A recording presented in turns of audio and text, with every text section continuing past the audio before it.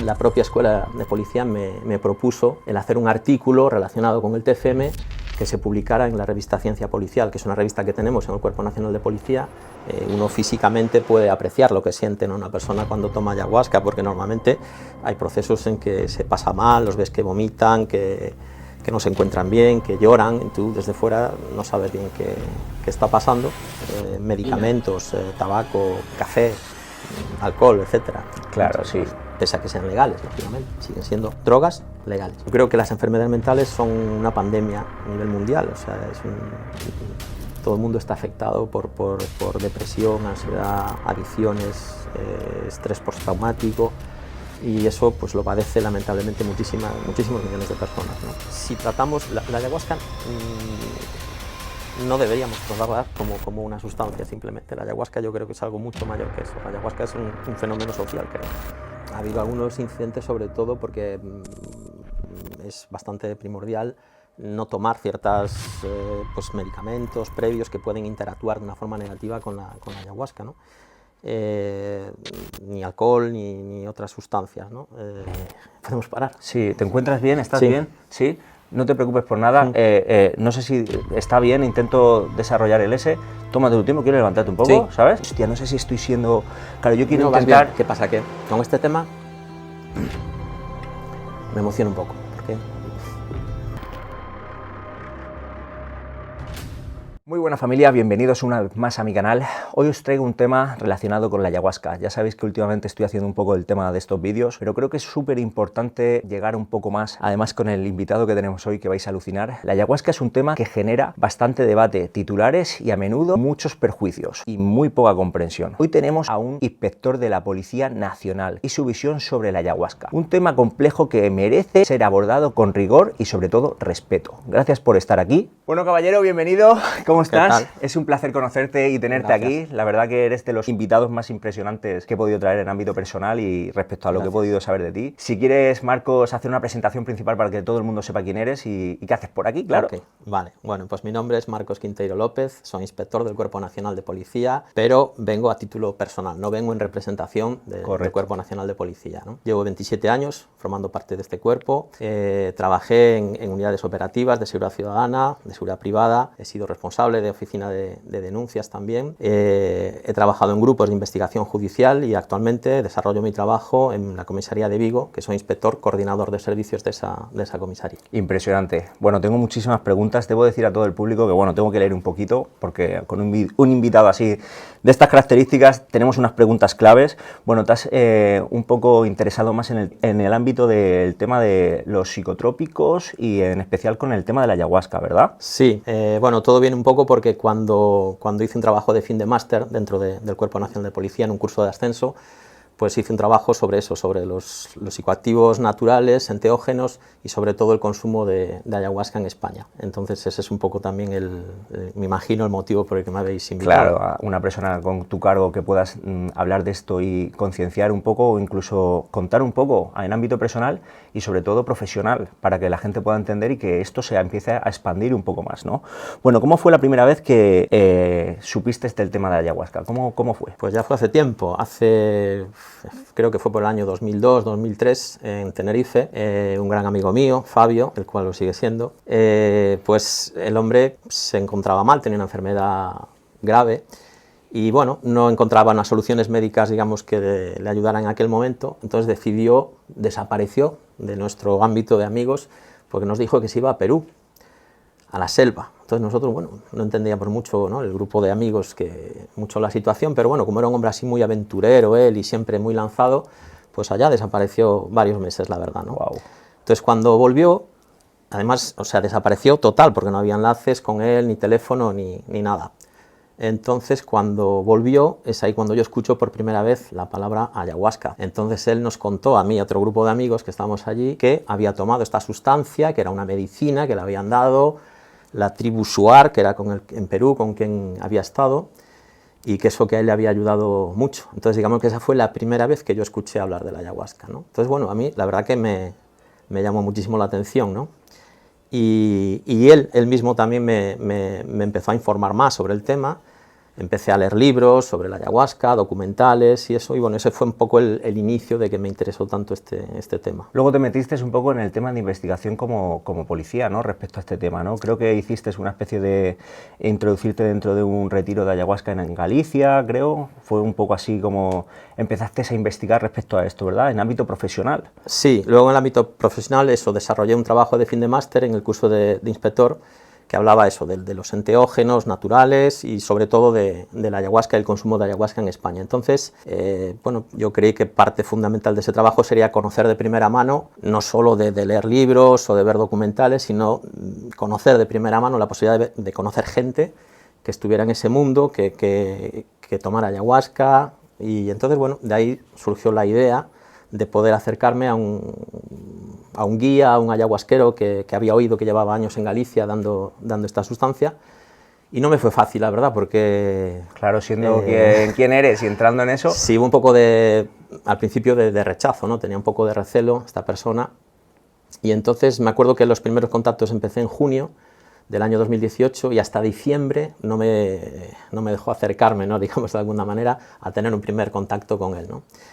La verdad que fue muy llamativo el contacto, ¿no? Porque habíamos quedado para charlar 1 hora y al final estuvimos 5 horas charlando. Wow. Y claro, al principio estábamos muy tensos, ¿no? Tanto él como yo, sobre todo él, creo, ¿no? Pero bueno. Y bueno, al final la verdad que para mí fue impresionante, ¿no? Porque me empezó a exponer de una manera además muy seria, ¿no? Aquel hombre. Me causó mucho, lo primero que me dijo, yo no soy ningún chamán, dice, no me pongo plumas ni engaño a nadie, fue lo primero que me dijo, ¿no? Se formó en Perú con un gran chamán llamado Don Solón, que fue donde él aprendió durante muchos años, y después él volvió para España y en Galicia pues se dedicó a hacer sesiones de ayahuasca.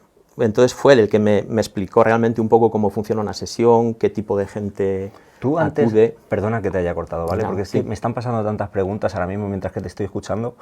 ¿Tenías algún conocimiento antes de esa primera quedada con él? Es decir, ¿qué es lo que tú pensabas que era eso? Sí, a ver, tenía conocimiento, pero más que nada ya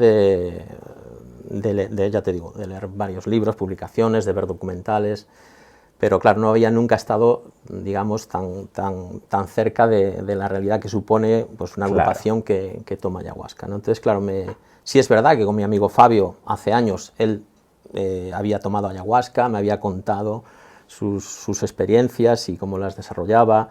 Entonces, bueno, había cierta similitud en lo que Fabio me contaba y este hombre también, ¿no? Que hacían una dieta muy severa antes, por una serie de cuestiones de salud, hacer una dieta antes y después de las tomas de ayahuasca, y me llama mucho la atención el rigor que esta persona tenía y cómo me lo exponía, ¿no? Él me decía que él no le daba ayahuasca a cualquiera, o sea, decía como a una entrevista previa siempre con cualquier persona que quisiera acercarse a él, y si él consideraba que no tenía que tomarla, no se la daba, simplemente decía que no y ya está. No quería saber por qué querías tomar ayahuasca, qué te movía a ello o qué podía reportarte, ¿no? Y bueno, la verdad que a mí me cambió mucho el concepto, ¿no? del mundo de la ayahuasca, ¿no? Ver que había así un perfil de una persona tan seria, tan profesional en ese sentido, ¿no? Y luego tuve pues ya la ocasión de que me invitara a participar, a observar cómo era esa primera vez, ¿no? Sí, la verdad que es bastante impresionante, ¿no? Y sobre todo cuando estás así viéndolo desde fuera, no sabes bien qué pasa. Y bueno, entonces él me dio esa oportunidad y se lo agradezco muchísimo, ¿no? Porque fue una parte fundamental del trabajo que desarrollé. ¿Cómo fue ese primer contacto cuando estuviste ahí dentro? Bueno, pues lógicamente toda la gente que estaba allí, yo iba como policía, me refiero, no iba en plan... Claro, es que eso es... Como de ocultar mi profesión, ni mucho menos. Además, lo hablé con él al principio, yo quería hacer un trabajo de una manera objetiva y procurando que no fuera prejuiciosa, ¿no? Y por eso aceptó también esa parte. Entonces, bueno, pues fue llamativo, la verdad, llamativo y curioso. Primero por ver el perfil de gente que acudía, ¿no? a esa reunión, ¿no? Uno se espera a lo mejor otro tipo de personas, ¿no? Y en cambio cuando vas allí y ves que hay un profesor de universidad, que hay un albañil, hay 3 músicos, o sea, hay una cantidad de gente muy variopinta, no hay un perfil definido, ¿no? de personas que van a esta sesión, y yo a lo mejor me imaginaba realmente otra cosa, ¿no? Todos nos imaginamos otra cosa hasta que llegamos y empezamos a ver eso, ¿sabes? Bueno, hiciste a raíz de eso una investigación bastante increíble respecto a, creo que se llama una revista de la ciencia policial, ¿verdad? Algo así puede ser. Sí, hice el TFM que te dije antes, que desarrolló un TFM dentro de la Escuela Nacional de Policía. Entonces ese TFM, ese trabajo de fin de máster, bueno, llamó un poco la atención también, ¿no?, en la escuela. Y entonces lo seleccionaron como uno de los trabajos un poco destacados, ¿no? Allí la verdad que hay trabajos de fin de máster increíbles de otros compañeros, pero que están más relacionados con la operativa policial. Entonces un poco me imagino yo que por novedad o algo así, pues les llamó la atención. Entonces la propia escuela de policía me propuso el hacer un artículo relacionado con el TFM que se publicara en la revista Ciencia Policial, que es una revista que tenemos en el Cuerpo Nacional de Policía, donde pues, se van publicando pues, muchos artículos de diferentes temas, pero casi todos relacionados, lógicamente, con nuestro 40 trabajo. páginas encima. Sí, bueno, igual me lo hice muy largo. Desarróllamelo por lo menos. Bueno, yo ya lo he podido un poco investigar, la verdad que me parece bastante chulo, pero si quieres contar un poco aquí al público un poco de bueno, el trabajo consistía más que nada en exponer una realidad, ¿no?, que estaba ocurriendo en nuestro país y que era, bueno, más que nada eso, ¿no?, los grupos de consumo de ayahuasca y las diferentes modalidades. Entonces mi trabajo, pues busqué primero el origen, de dónde viene esta sustancia, de cómo se expandió entre los países de Sudamérica, cómo llegó a las ciudades, y después la globalización que tuvo también, que se extendió a otros países y también a España. Entonces el trabajo era eso, ¿no?, mostrar el origen, mostrar qué tipos de consumo hay, bien tipo religioso, bien tipo tradicional, un tipo más neochamánico, por decirlo de alguna manera, o nuevo, ¿no?, que se utiliza también. Entonces era exponer todo un poquito en este sentido, ¿no?, y ver que era una realidad social. Y bueno, en la policía siempre nos dicen, y es así, somos un servicio público, ¿no?, y que entonces avanzamos con las necesidades de la sociedad, y yo creo que esa era una parte más que estaba pasando en nuestra sociedad y que debíamos conocerla. Sí, bueno, en el sitio donde fuiste a Galicia, luego también hiciste como unas pequeñas entrevistas a cada persona, ¿no?, para intentar un poco exponer qué es lo que estaba pasando con ellos, ¿no? ¿Qué es lo que te contaba esa gente? ¿Qué es lo que a primera impresión te contaban, te decían? Sí, bueno, había varias personas, no todos quisieron colaborar, pero claro, otros sí. Y bueno, me contaban, es verdad que la experiencia, ¿no?, de una toma de ayahuasca es muy íntima y muy personal, pero bueno, algunos sí decían contarme. Entonces desarrollo una serie de preguntas, ¿no?, para ver por qué la tomaban, con qué frecuencia, dónde la tomaban, etcétera, ¿no? Entonces esas eran un poco las preguntas encaminadas a saber, y también qué sentían. Uno físicamente puede apreciar lo que siente, ¿no?, una persona cuando toma ayahuasca, porque normalmente hay procesos en que se pasa mal, los ves que vomitan, que no se encuentran bien, que lloran, y tú desde fuera no sabes bien qué está pasando, pero luego te cuentan. Entonces, bueno, la verdad que las opiniones van todas encaminadas a que, aunque ese proceso les hace pasar mal y tal, que finalmente es como una especie de limpieza, tanto física como psíquica, y que se encuentran bien, y que les ha resultado positivo para lo que ellos estaban buscando, ¿no?, porque cada persona realmente busca algo particular, ¿no? Los que van ahí, cada uno, pues uno tiene... Claro, cada uno tiene un mundo. Tiene su mochila cargada de cosas, y a veces va uno ahí a liberarlas. ¿Por qué crees que muchos de ellos creen que la ayahuasca no debería ser tratada como una droga? Es una muy buena pregunta. Sí.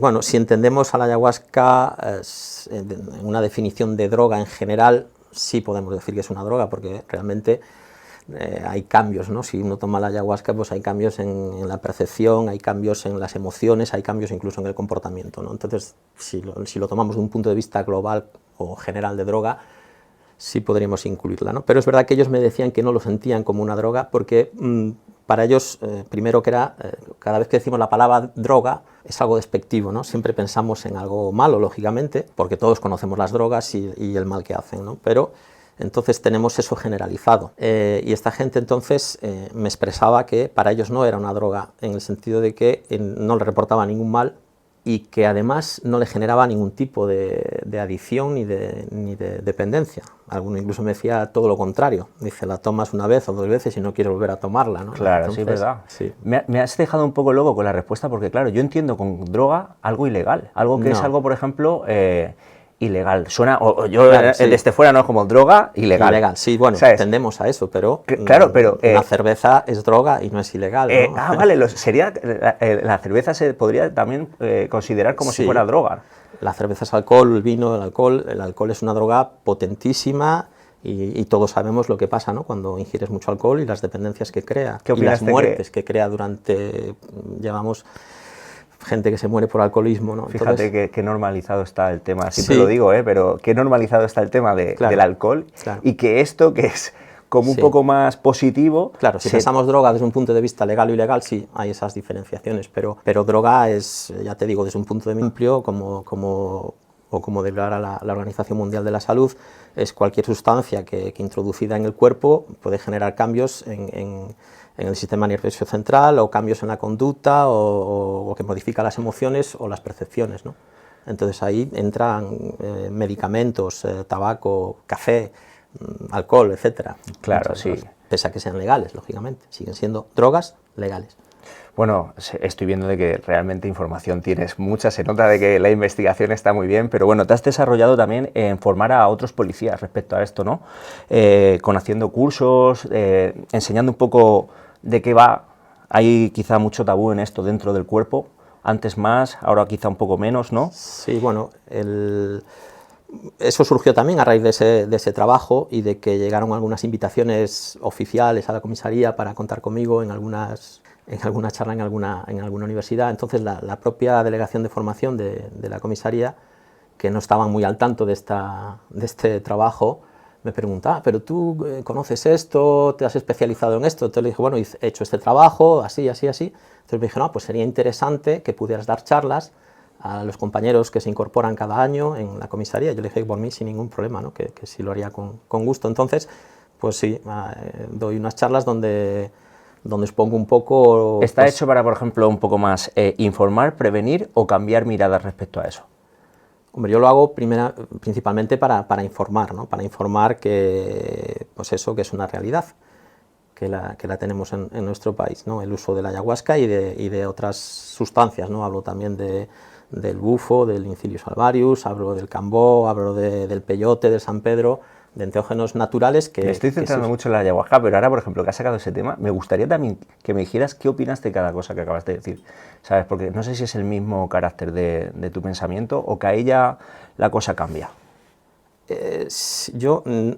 ver, son cosas totalmente distintas, pero creo que bueno, la finalidad muchas veces es la misma, ¿no? para la que se usa. Pero bueno, estoy quizás más metido en el mundo de la ayahuasca que en los otros enteógenos. Y entonces te decía eso, que mi misión es eso, informar de estas sustancias y bueno, y también de alguna manera que se abran un poco las miras, ¿no? de los compañeros, más que nada para que no se generen unos prejuicios, ¿no? sobre Supongo que estas también sustancias. ha cambiado mucho desde el 2018 a hoy, que estamos en el 2025, ha evolucionado mucho la forma de ver y de desarrollar el tabú dentro del cuerpo. Uf, ya no sabría decirte. No ¿Sí? sabría decirte. Sí, hombre, es verdad que ya no solo, ni mucho menos por lo que yo haya aportado en esas pequeñas charlas, ¿no? Pero bueno, es verdad que ahora sale mucho en las noticias desde hace tiempo y tal, entonces bueno, se conoce más, ¿no? Se conoce más Ahora la hablaremos sustancia. de las noticias también y de un poco de cómo está esa información llegando al público, ¿no? Pero bueno, en países como en Estados Unidos, Reino Unido y Canadá hay policías que han buscado sanar sus traumas, ¿sabes? Sus problemas, ¿sabes? Respecto a estos enteógenos. ¿Crees que eso podría pasar aquí en España? Bueno, aquí me gustaría pararme un poco y describir un poco la situación que hay actual, ¿no? con el tema de enfermedades mentales, ¿no? Yo creo que las enfermedades mentales son una pandemia a nivel mundial, o sea, todo el mundo está afectado por depresión, ansiedad, adicciones, estrés postraumático, y eso pues lo padece lamentablemente muchísimos millones de personas, ¿no? Y en España, desde luego, la policía, la Guardia Civil y otros cuerpos no solo estamos exentos de estas enfermedades, sino que tenemos un plus de poder padecerlas, ¿no? ¿Podemos parar? Sí, ¿te encuentras bien? ¿Estás Sí. bien? Sí. No te preocupes por nada. No sé si está bien, intento desarrollar el S. Tómate tu tiempo, quiero levantarte un poco, Sí. ¿sabes? Vale, porque te estoy viendo un poco y digo, de verdad, quiero que te sientas cómodo, ¿vale? De verdad, es que si es que te estoy viendo desde el principio, ¿sabes? Y digo, hostia, no sé si estoy siendo... Claro, yo quiero intentar... ¿Qué pasa? Que con este tema me emociono un poco, porque... Claro, por favor. Oye, lo estás haciendo súper bien, ¿eh? A mí me está encantando que lo sepas y es impresionante, así que solo hay cosas positivas en esto, ¿vale? Chicos, disculpad, hemos tenido que hacer un corte, ahora entenderéis por qué. Ha habido un momento que, bueno, a veces estas cosas pasan, ¿vale? Pero bueno, ya estamos aquí. Si quieres contar un poco lo que ha pasado y por qué razón hemos tenido que parar, o si no quieres, no, desarrolla lo que es la pregunta y Nada, y me ya está, emocioné ¿no? un poco y prefiero seguir con el desarrollo de la pregunta, entonces sí... Maravilloso. En el ámbito de ayudar a compañeros sí, vale. y respecto a si eso se podría vivir en España, que todo esto ayude a otras personas a pasar sus problemas, ¿no? Creo que realmente es importante esto ahora, más que toda la conversación, creo que este es el punto más importante para aportar a alguien que te pueda escuchar y para que le aportes una persona como usted, tú, eso, ¿sabes? Quizá hoy en día lo necesita, no lo sabe y quizá dice, guau, es el momento. Pues sí, el tema que hablamos de las enfermedades mentales, ¿no? Que es una pandemia a nivel global, a nivel mundial, que hay más de 300 millones de personas con depresión en el mundo, y quien no conoce ese problema o nunca lo ha vivido lo vemos un poco como algo lejano, como, depresión, tal, ¿no? Y hay mucha gente que se muere por depresión. El año pasado, en el año pasado han muerto 11 guardias civiles y 10 policías nacionales por este tema, ¿no? Entonces yo creo que todo lo que sea o que pueda ayudar en este sentido es positivo. La Dirección General de la Policía ha creado un grupo de 6 psicólogos, ¿no? Que están permanentemente, 24 horas al día, pendientes de un teléfono, ¿no? Si algún policía quiere contactar con ellos y llamar, ¿no? Y hay también agrupaciones sindicales que ponen a disposición de nosotros pues, teléfonos de ayuda para llamar si necesitamos cualquier cosa de este tema relacionado sobre todo con temas de depresión, ansiedad, ¿no?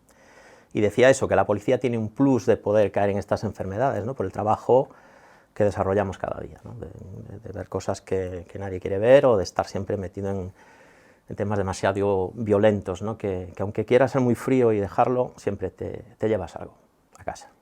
Conozco varios casos aquí en Torrevieja también que han pasado y si le hubieras propuesto quizá a esa persona que yo conozco quizá la posibilidad de esto, quizá otro gallo cantaría, ¿sabes? Por eso entonces, quizá en otros países como Estados Unidos, Reino Unido, Canadá, que son países fuertes, muy grandes, pues quizá están tratando esto. Y actualmente, a ver, todos los estudios que se están realizando, tanto en los países que tú dices y también en España, ¿no? de la utilización de esas sustancias que están un poco demonizadas, ¿no? como el LSD incluso, ¿no? que se ha vuelto a utilizar en temas de psiquiatría, se están utilizando pues eso, sustancias como el MDMA o la ketamina para ayudar, ¿no? a personas que pueden tener enfermedades mentales, ¿no? Y hay desarrollados muchos trabajos y a día de hoy están demostrando la efectividad en este campo, ¿no? Sí, por supuesto, y además que controladas por expertos o de alguna manera sabiendo cuál es la dosis, cómo hacerlo, de qué manera, porque claro, esto también es una cosa que yo digo, no cualquiera te puede dar todo eso, no cualquiera sabe tocar eso, ¿sabes? Evidentemente, o sea, esto está guiado por profesionales, no es solo te doy una sustancia y ya está, totalmente, o sea, tomas la sustancia bajo una supervisión y con un apoyo de una terapia también supervisada y continua, ¿no? Pero bueno, los resultados, ya te digo, son importantes. Entonces, si eso en el futuro puede funcionar y ayudar, pues ojalá funcione y ojalá ayude, ¿no? Fíjate con esto que acabamos de contar, y qué bonito es, ¿sabes? Pero, ¿por qué con la ayahuasca tanta historia en España? Bueno, a ver, está un poco, ya digo, demonizada, hay demasiados prejuicios, ¿no? Y entonces la sociedad a veces se hace eco mucho de los medios de comunicación, de las noticias, de esto. Entonces, María, otro asunto para ti, la secta de la ayahuasca. La policía está investigando la actividad de un grupo de culto, así se llaman oficialmente, conocido como Santo Daimé.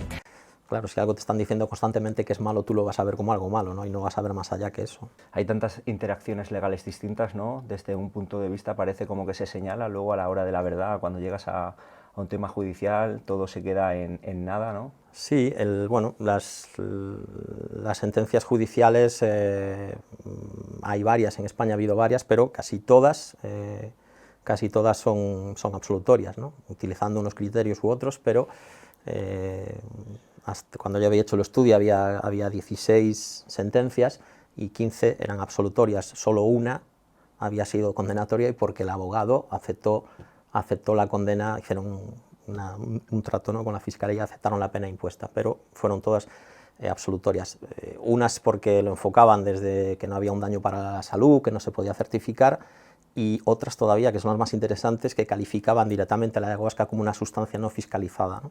Que hay una sentencia de Barcelona y otra de Málaga que directamente dicen eso, que no es una sustancia fiscalizada. Claro, eso es importante, ese punto, ¿no?, a favor de que, claro, no está prohibido, ¿sabes? Tendría que ser puesto en el BOE o en... Para hacer un pequeño análisis de si es ilegal o no es ilegal en España, bueno, hay que remitirse un poco a los tratados internacionales, ¿no? Hay, bueno, la convención de 1961 de la ONU, es donde se empieza, digamos, un poco la lucha contra el tema de las sustancias estupefacientes. Entonces está auspiciada por Estados Unidos, que inició ese movimiento, y ahí entonces, bueno, hay un listado, ¿no?, de sustancias que quedan prohibidas y restringidas al uso, salvo que sean usos médicos. Después hay un convenio también de la ONU también del 71, donde se amplían esos listados y se introducen también sustancias psicotrópicas, ¿no?, que es donde estaría en la lista 1, ahí el principio activo que se le achaca a la ayahuasca como poder considerarla ilegal, que es el DMT, la dimetiltriptamina. Entonces, el DMT sí está fiscalizado. ¿Qué pasa? Que en nuestro ordenamiento jurídico, el Código Penal, que es el que castiga las infracciones por tema contra la salud pública y de narcotráfico, no enumera ninguna sustancia, simplemente dice, pues el que cultive, elabore, produzca sustancias tóxicas, drogas tóxicas, estupefacientes, pues será sancionado, o el que las promueva o el que las facilite, ¿no? Entonces, digamos, el Código Penal no enumera qué sustancias son, entonces hay que remitirse, esto es un resumen un poco a lo rápido, ¿no?, por decírtelo. Entonces, el Código Penal, o sea, nuestra legislación tiene que remitirse a esos tratados internacionales para saber qué sustancias son o no son consideradas drogas tóxicas o estupefacientes.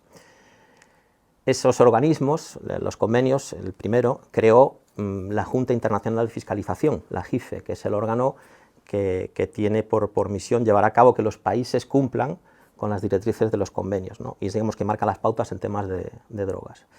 Entonces hay dos informes de la JIFE, uno en el año 2010, que en su apartado 284 y 285 refiere que no hay ninguna planta que esté fiscalizada, salvo las que se fiscalizaron en esa convención, que es la marihuana, el arbusto de la hoja de coca y la amapola real, la dormidera, correcto, la Papaver somniferum. Bueno, pues esas tres sustancias sí están fiscalizadas, ¿no? Pero la JIFE dice en ese informe que ninguna otra planta o derivados de las plantas, ninguna, está fiscalizada, salvo esas tres.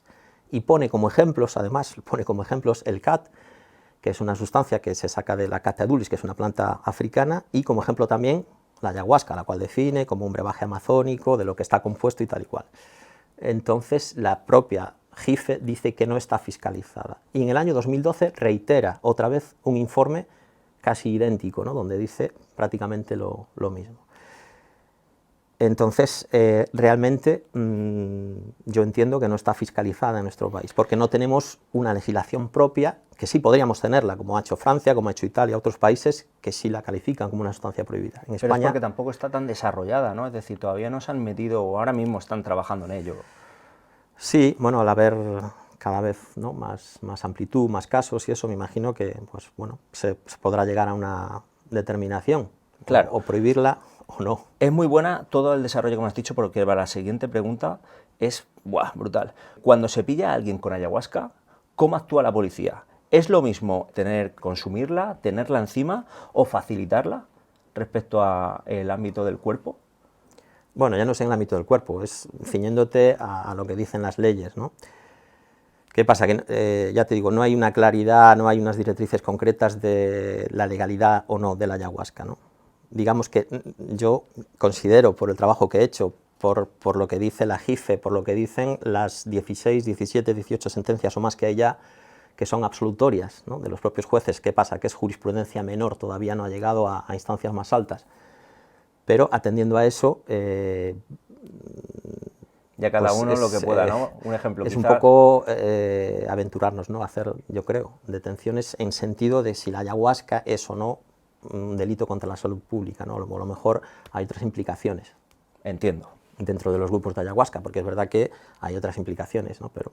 Desde tu punto de vista, ¿dónde está el verdadero riesgo? ¿En la sustancia como es lo que es la ayahuasca o la forma del proceso de dar y todo eso? Bueno, yo ahí lo tengo claro. O sea, yo creo que es mucho más peligroso quien da la sustancia que la sustancia en sí misma.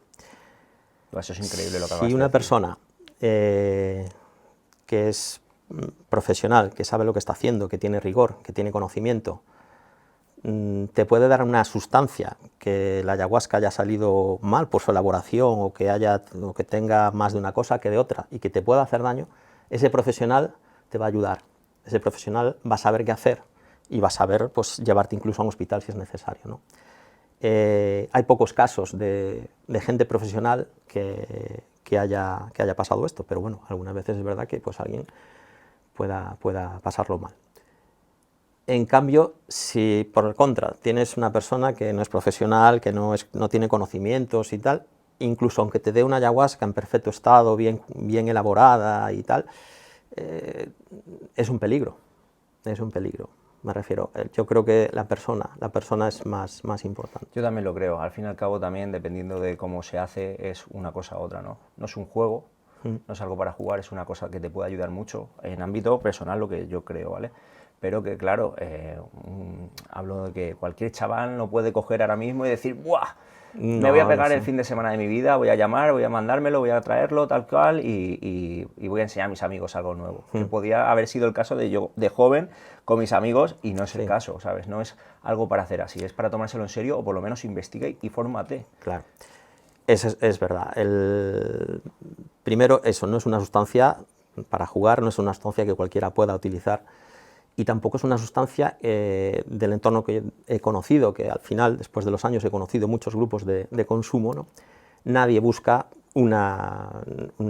digamos, el encontrarse con una situación lúdica o ¿sabes?, de pasarlo bien o tal, ¿no? La gente que toma ayahuasca busca otras cosas, ¿no? Claro, no busca esos puntos de ocio que buscamos a lo mejor o que buscan las personas en otra sustancia, ¿no? Entonces, eso sí es verdad. Pero es verdad que eso hay que resaltar también, que es algo serio y que no cualquiera puede trabajar con ella. Esta también es una pregunta que antes hemos hablado, pero llegó el momento, ¿vale? ¿Por qué crees que este tema despierta tanto interés mediático? ¿Y por qué muchas veces lo tratan desde un enfoque sensacionalista? Vale. Bueno, pues a ver, yo creo que es mucho más fácil vender una noticia, ¿no? Si pones ahí que un infiltrado en una secta satánica, Pues buenísima. entonces demuestra que han manipulado a la gente o la engañan, tal y cual, claro, eso vende más que si un psicólogo ha podido ayudar a unas personas que tenían un bloqueo mental con una terapia apoyada en la ayahuasca. No va a vender mucho más la otra parte, ¿no? De hecho, las noticias, casi todas las noticias que vemos, con alguna excepción, suelen ser en ese ámbito, ¿no? Son un poco, siempre buscamos el lado oscuro, el lado peligroso de las cosas, ¿no? Y entonces yo creo que esas noticias venden más el hacerlo así, lógicamente, ¿no? Sí, pero ahora ya, te la he hecho antes la pregunta, pero me gustaría aprender y sobre todo concienciar un poco a las personas, porque claro, estamos hablando de gente o youtubers en los cuales pueden llegar a 1 millón, medio millón de visitas mediante una información no real o su forma de verlo o de exponerlo en la cual mucho de esa información puede generar problemas a otras personas, sin decir nombres o señalar a una persona en particular, ¿no? Es decir, el derecho con el honor, ¿sabes?, a ciertas personas metidas en este bucle, a buscar esa forma de dirigir, esa forma de información para crear polémica, morbo, ¿sabes? Y sobre todo manipular un poco a la historia, porque no es lo mismo llegar a decir una cosa que decir otra. Sí. Eso no repercuta que luego legalmente pueda ser, porque claro, es como te ponía el caso, ¿no? Suena un poco fuerte, pero si una mujer coge y denuncia a un hombre y es mentira, ¿sabes? Eso después, ¿qué pasa? ¿Sabes? Si es mentira, en este caso es más o menos igual. Yo señalo, digo que esto es así y luego no hay una repercusión para que sea mentira. Es decir, has podido decir esto, para decir algo tienes que tener las cosas bien posicionadas y más cuando tienes tanta visión. Es verdad que, bueno, el hacer esas noticias o digamos, enmarcar, ¿no? en un toto revoluto, como se dice, ¿no? Meter a todos en el mismo saco, ¿no? por una noticia no es justo ni es preciso, ¿no? Después, claro, el hecho de que sea eso denunciable, o sea, o que sea una denuncia falsa, que pueda perjudicar, claro, puede perjudicar a que a mí me metan en un grupo diciendo, no, esto es una secta satánica y tal. Y, oye, claro, yo es que no te tengo podría repercutir nada a ti a lo que piensan los demás. Porque claro. con esa información, con ese vídeo, con esa forma de llegar Sí. a la televisión y exponer eso, ahora quizá te señalan a ti como, mira, es loco o tal o cual. Claro, porque han hecho de que todo eso que repercute Sí. a un nombre, que Claro. es ayahuasca, todo tenga Claro. que ver como señalizando todo. Y es como, espérate, ¿estás Sí, seguro claro. de cómo lo estás gestionando y vendiendo? Porque eso es vender un producto. Vende un vídeo o vende una información, la televisión encima la está a mucho foco y es como, espérate, que quizás estás repercutiendo a que mucha gente crea una verdad que ni siquiera tiene fuerza en el ámbito legal. Porque si te pones a poner un juicio, ¿qué se está pasando? ¿Sabes? Primero, que no es ilegal, ¿sabes? Segundo, estás concienciando a la gente como que está pasando algo y no es así. Sí, es eso, ¿no? Y me decías, si eso es denunciable, sí, si esos grupos se sienten repercutidos, podrían denunciar, evidentemente. Claro. Si mañana te pidieran diseñar una regulación para el uso responsable de la ayahuasca en España, ¿qué punto clave incluirías para asegurar que eso sea seguro y gestionable? Bueno, Es muy buena, que sí. venga de ti es muy buena, No, porque... es muy bueno, pero eso no está a mi alcance, me refiero. El que yo proponga un sistema de regulación es... O quizás sí, no ¿sabes estoy a por la qué? altura, creo, ¿no? Pero te diría que es muy complejo, ¿no? Te diría, primero, es muy complejo si tratamos... La ayahuasca no deberíamos tratarla como una sustancia simplemente. La ayahuasca yo creo que es algo mucho mayor que eso. La ayahuasca es un fenómeno social, creo. Pero ya solo como sustancia, el tratar de regularla, que yo estoy a favor de que se regule, pero quiero decir que yo no estoy para exponer aquí cómo se podría hacer. Puedo exponer qué problemas puede haber, ¿no? Y los problemas son, primero, regular la sustancia, ¿no? Aprovechando que estamos en Alicante, tú me recomendaste un restaurante para comer, ¿no? Vale. Y me dijiste que hacen unas paellas muy buenas. Correcto. Seguramente en un restaurante a 4 locales más allá también haga paella, y a lo mejor no está tan buena, pero el arroz, las gambas, lo que le echen es todo muy similar, ¿no? Bueno, es un ejemplo un poco burdo, pero quiero dar a entender que las posibilidades de variación que tiene la propia sustancia de la ayahuasca, que viene de distintos países, ¿no? De origen, de Brasil, Ecuador, Bolivia, Perú, Colombia, son muy distintas, y las composiciones incluso y las variaciones de las plantas también, aunque el fin que buscan es el mismo, ¿no? Eso por un lado, que es muy difícil poder regular la sustancia en sí. Pero después también habría que regular las distintas formas que hay de grupos que dan ayahuasca, ¿no? Hay grupos religiosos en España, como el Santo Daime o la União Vegetal, que son religiones que han sido inscritas en el RER, en el registro de entidades religiosas de nuestro país, que oficialmente son religiones, que utilizan la ayahuasca como sacramento, ¿no? Entonces, por ahí ya tienes un tipo de regulación. Claro. Después hay personas que utilizan el ayahuasca como terapia en apoyo a situaciones psicológicas también. Y luego tienes también las personas de origen, de personas de tribus muy antiguas que tienen un conocimiento inmenso dentro del mundo de la ayahuasca y que lo enfocan desde un punto de vista más espiritual, ¿no? Entonces, digamos que combinar todo eso es complicado, ¿no? Seguramente se puede hacer y seguramente se pueda llegar a crear, digamos, puentes o líneas entre ellos, y se puede hacer. Señalar que hay, por ejemplo, en España hay una asociación que se llama Plantaforma, que bueno, es un grupo de personas que hacen terapias con ayahuasca y que defienden mucho el mundo de la ayahuasca y el mundo indígena también, y ellos mismos han creado un protocolo, ¿no?, deontológico de cómo se debe dar la ayahuasca. Entonces, bueno, ahí es verdad que es un punto de de referencia a tener en cuenta, ¿no? Porque hablan de cómo tiene que estar preparada la persona, de cómo se tiene que informar a los demás para que puedan saber qué van a tomar o a qué se van a exponer, ¿no? Todo eso.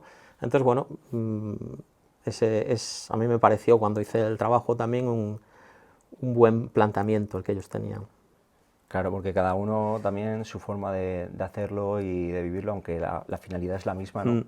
Pero sí que es verdad que es complicado. Muy complicado, muy complicado. Entonces yo no me siento a la altura de poder aquí, Hombre, pues habría que hacerlo así, así, así. Claro, es que es una responsabilidad muy grande. Muy grande, sí. Muy grande, sí. Aunque creo que tarde o temprano va a pasar. Y va a tener que Bueno. ser, ¿sabes? Pero bueno, yo soy un simple humano que solo Y yo hablo. otro, y yo otro. Y yo otro. Vale, según tu experiencia, ¿qué condiciones crees que son imprescindibles para que una ceremonia de ayahuasca sea segura y respetuosa?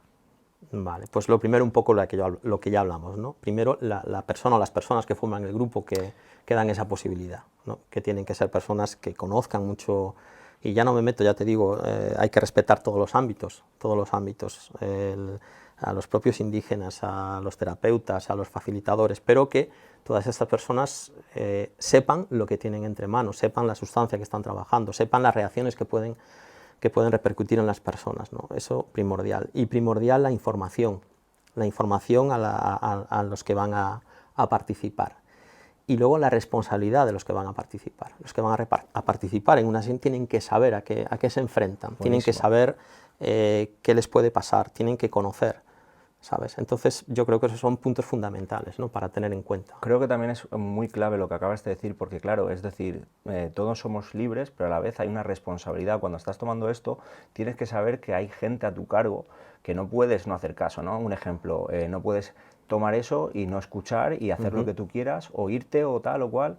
Y quizá luego también vienen muchos problemas respecto a eso, ¿no? Los problemas, si pasara algún problema grave, es decir, que te cojas y que te pires del sitio, es decir, ¿qué haces? No te pueden obligar a quedarte, pero es decir, es tu responsabilidad de escuchar a la persona que te estaba aportando o ayudando, ¿no? O si te dicen esto mejor aquí o no tal. Sí, luego ha habido algunos incidentes, sobre todo porque es bastante primordial no tomar ciertos pues medicamentos previos que pueden interactuar de una forma negativa con la ayahuasca, ¿no? Ni alcohol ni otras sustancias, ¿no? Entonces, claro, si tú no respetas eso, no respetas esa dieta mínima que te piden o no lo expones, ¿no? Porque hay muchos grupos que he visto que hacen incluso un documento, hacen como un contrato, ¿no? Para la hora de... Lo veo muy bien. De tú quieres tomar, tienes que firmar que no has tomado esto, que no tomas alcohol, que no tomas benzodiazepinas, efectivamente. Que no estás embarazada, cosas, ¿no? que he visto en algunos documentos, ¿no? que ponen. Entonces ya es tu responsabilidad el decir, oye, pues sí, no he tomado todo esto, o engaño y lo tomo y luego me pega una patada. Y luego ¿sabes? pasa lo que pasa. Sí. Vale, estamos llegando ya a lo último, ¿vale? Y me gustaría sacarte un tema porque no está aquí, pero creo que es súper importante de que tú a tu visión, desde tus ojos, me digas qué pasa. ¿Qué pasa con el tema de la señalización a esto respecto a las sectas? Vale, bueno, es verdad que muchas de las últimas detenciones que se habían hecho, ¿no? Dentro de grupos que daban ayahuasca, pues aparte de un delito contra la salud pública, lo que hablamos antes, por la sustancia, se les incluía también en un delito que viene recogido en el Código Penal como asociación ilícita, ¿no? Bueno, una asociación ilícita, según el Código Penal, pues es una serie de grupos que se forman para delinquir, o paramilitares, o que utilizan métodos de coerción o de modificación de la conciencia para alcanzar unos objetivos. Eso es lo que es una asociación ilícita. Como secta no viene recogido nada en el Código Penal, pero es verdad que cuando nosotros hablamos de secta, todos entendemos que es algo malo, algo destructivo, algo que es negativo y tal, pero bueno, no. Hay muchas sectas que pueden serlo y no ser destructivas, ¿no? Eso es lo primero. Pero es verdad que al oír secta siempre pensamos en esa otra parte, ¿no? Porque la definición de secta como tal es un grupo de personas con una idea afín para desarrollar, que se juntan, que se relacionan. Entonces, bueno, ahí podrías meter desde una peña de fútbol a casi cualquier religión o pseudo-religión, ¿no? Que tienen un fin común, que se reúnen, que hacen actos concretos y tal. Bueno, lo que la jurisprudencia considera una secta negativa es ya cuando ese grupo, ya hay una dependencia a un líder. Cuando hay una separación de la víctima de su entorno familiar, de sus amigos, de su trabajo, ¿no? Cuando hay sistemas de coerción, cuando hay, digamos que, evidentemente, que te obligan a pagar o que te obliguen incluso a delinquir, ¿no? Eso es lo que se entiende por una secta destructiva, ¿no?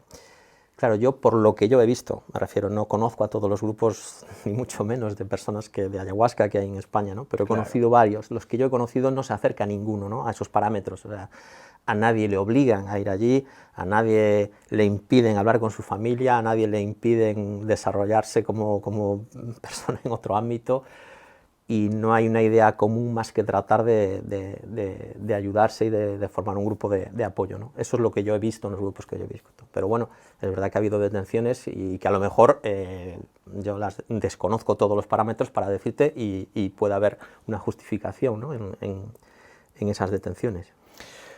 Muy bien, la verdad que yo también opino lo mismo, aunque sí que es verdad que no se saben todas, porque ahí puede ser que haya más de lo que se puede exponer, ¿no? Pero es cierto que la palabra secta es un grado bastante alto para señalizar, por lo menos a mis ojos, y creo que por lo que puedo observar, que yo, para mí esto es nuevo, no tiene nada que ver con lo que yo puedo entender como secta, ¿sabes? Estamos terminando ya, ha sido increíble, la verdad que has desarrollado muchísimo, te doy las gracias, ¿vale? Nada. Tengo una pregunta más. Sí. ¿Qué falta todavía en España para que se entienda mejor que la ayahuasca, tanto a nivel legal como social? Vale, escuchar. Yo creo que eso es lo que hace falta. Escuchar a los que saben. En España tenemos la suerte, ¿no?, de tener un montón de profesionales que llevan años estudiando el fenómeno de la ayahuasca y otros fenómenos, ¿no? Desde el mundo de la psicología, la psiquiatría, la farmacología, derecho internacional. O sea, tenemos de verdad grandísimos profesionales, ¿no?, que conocen este tema, que llevan trabajándolo años. Entonces, escucharlos, yo creo que eso es importante, muy importante. Y no olvidarnos también de escuchar a los pueblos indígenas, a los originarios, a los que llevan miles de años teniendo el conocimiento sobre esta planta también. Yo creo que escuchar es una de las claves. Es buenísimo para terminar, ¿eh? El escuchar creo que también es necesario para todo, pero sobre todo para poder seguir sumando cada día. Okay. Muchísimas gracias, Nada, de verdad un ha sido increíble. Nada, señores, espero que os haya gustado. Seguimos sumando cada día más respecto a este tema para ir sacando conclusiones. Gracias por quedarte aquí hasta el final. Ya sabes que un me gusta, un comentario es súper importante. Intentaré leeros todos los que sean productivos, ¿vale? Y los que no, pues los eliminaremos o desarrollaremos también esas preguntas para intentar llegar a poder, pues, seguir sumando. Gracias por quedaros aquí hasta el final. Nos vemos en el próximo capítulo.